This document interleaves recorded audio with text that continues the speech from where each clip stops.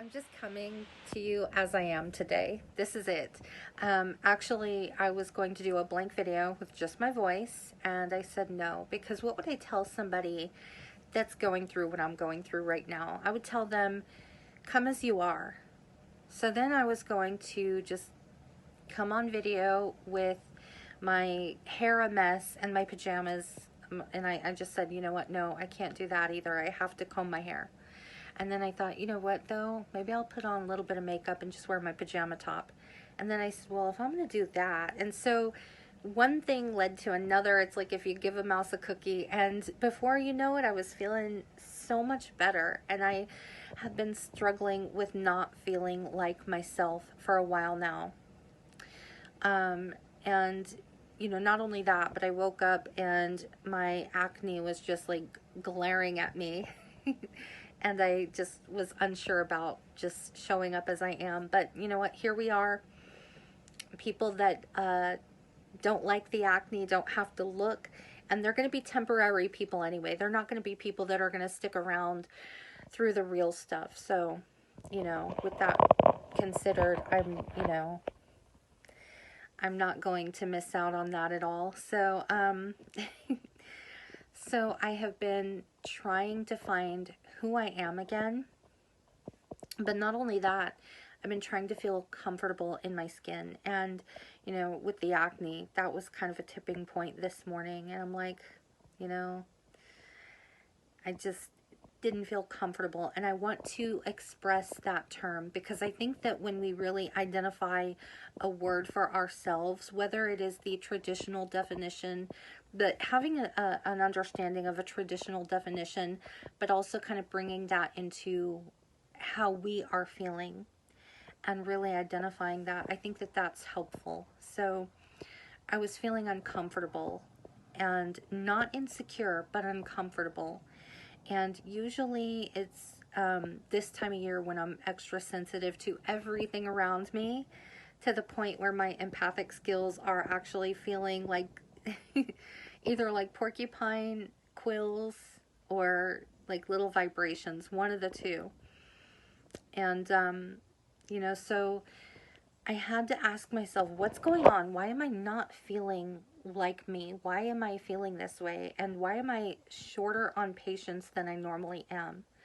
And a lot of it has to do with um, basically situations outside of myself that are causing me to act outside of myself. And I have to recognize that so that I can do better for myself because I don't recognize this irritable side of me. I don't recognize the passive aggressive. That is not me. That's not my default.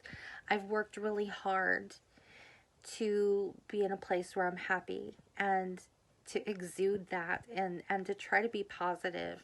And so, some people think that because I'm that way all the time, because I'm smiley and because, the compliments I usually get is that there's something about my energy that people are drawn to, or they like my positivity, or I'm always smiling. I don't know if that one's really a compliment, but that's what people tell me.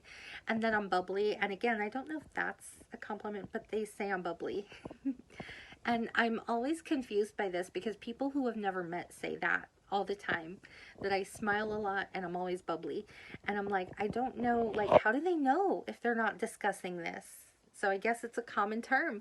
Uh, and I think it's nice that people notice that I smile a lot. And the people, I'll be honest about this too. Some people, they don't like smiling, and I have been chastised for that. And when I laugh, people get mad, and I don't want to be around those people anyway. So, win-win. um, Same with my acne. They're not going to stay around if that's the thing that they're picking up on. But, I really had to do a lot of soul searching and to ask myself why I'm feeling this way and what's going on, because without that, I'm just going to stay in my emotions and I'm not going to find a way to make it better. I'm not going to find what works for me. And so it comes down to people's perceptions of me. I'm not bothered by perceptions to be clear. What does affect me is the way I'm treated. And, that is the main thing. So if I'm not feeling heard, or if I know that somebody's going to give me a backhanded compliment, I may become more passive aggressive before they're able to. And so this brings me to something that I have come to this ideal on how to gauge what we're going through. And water, it's the easiest thing for me to kind of put into a metaphorical sense. So water is water, no matter what we do with it, unless we make tea or something, or unless a cake mix calls for water or something like that. But water is water, and when we put it in different situations, it's still water, but it changes form. And if we didn't know better, we would be confused at snow or ice, or boiling water, or steam. Steam is still water, but it's so very different. It takes that shape of like a mist. So we know that putting it in the freezer is going to freeze it. We know it's going to become frigid. And we know that another situation is going to make it boil over, and it's going to become chaotic, especially if you put a lid on it and you don't have any way to filter those emotions. And here's where the metaphor comes in, because, I'm kind of switching gears here a little bit, but, we know what to expect. The same way that if we are angry about something, we can sit there and be angry, but we're not necessarily identifying it. So how can we help ourselves or the situation around us? I think that it's very much about identifying and figuring a way to make it better. If somebody brings out that frigid side, maybe we want to avoid them. The same as if they bring out the boiling side. The same as if, steam, I don't know, that might actually be a good thing if we use that in terms of passion. But, we know what situation we can expect. And, I'm going to go on the Eleanor Roosevelt quote here. You don't know how strong a woman is before you put her in hot water. I kind of mumbled that. But you know the one I'm talking about. Okay, so you put tea in water, and you can change and adjust the strength. So that's another thing. There's all these different metaphors, but the first step is to take a step back and ask yourself, what's going on? Why are we feeling this way, and what can we do about it? Because if we're in our emotions, we are not thinking about what to do. We're thinking about how to exact revenge on somebody, and that's not right, or we're thinking that it's okay to just continue acting the way we are, and that's not okay either. But because I wasn't liking who I am right now, and because I wasn't recognizing this as being part of, I wasn't recognizing it as being part of what I'm going through, and to just, feel the need to be heard. So, just as an example, I do have a job. So when I hear comments like, oh, you don't have to do anything all day, or when people get angry because I can't help them, I start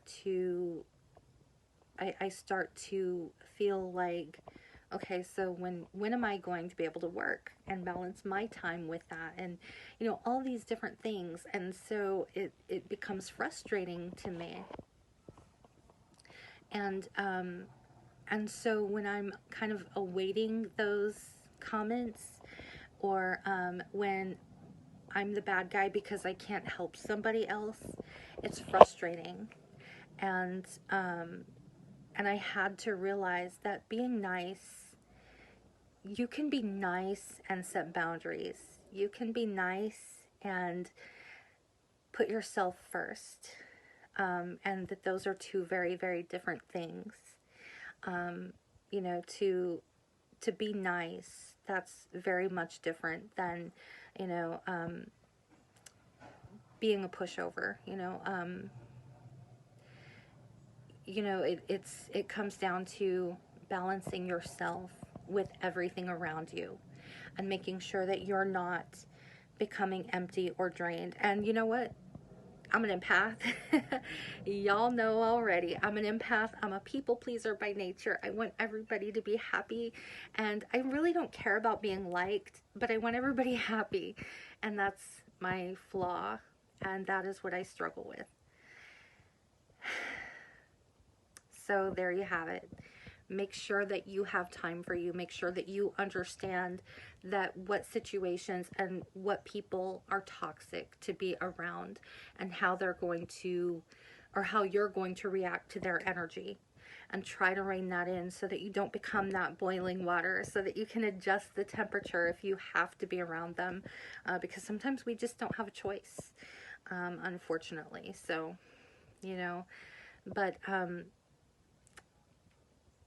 like I said, I'm an empath, so I know this struggle all too well. And I also know what it is to take those comments to heart and to let them hurt. But you know what? We don't have time for that, to be honest. We don't. So take that lesson with you, just like I had to sit with it. And just like I came to this conclusion.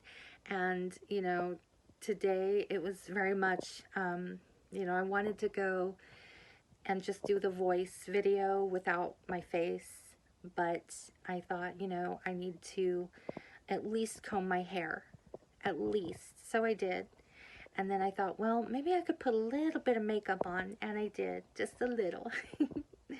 Maybe too much. But, but then I thought, well, I'm going to keep my pajama top on. But I said, no, if I went this far, I'm not going to keep my pajama top on. And then I thought, well, I could put my little hair clips that I had out to match my braces, because I got fall colors, yellow and orange and red. And so I just did those very simple things. And already I'm starting to feel very much like myself again. And I'm feeling like I do deserve to be happy. Whereas I was feeling like, if I can be impatient or passive aggressive, I don't deserve to be happy. I'm not acting nice. And I because I'm not dropping everything to do something for somebody, I'm not being nice. And, it didn't feel good. But I think that I'm starting to recognize that now, that it's okay for me to do what I need to for myself. And I really hope that you recognize that as well. So that's pretty much it. I'm gonna call it a day.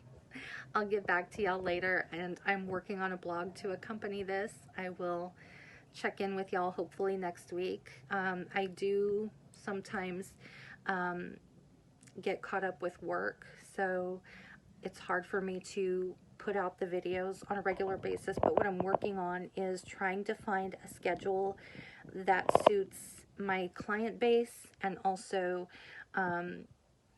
my actual clients of the day and my work and my job and things like that. So I'm trying to find a happy medium here. But anyway, I'm not going to take up any more of your time. Enjoy your day.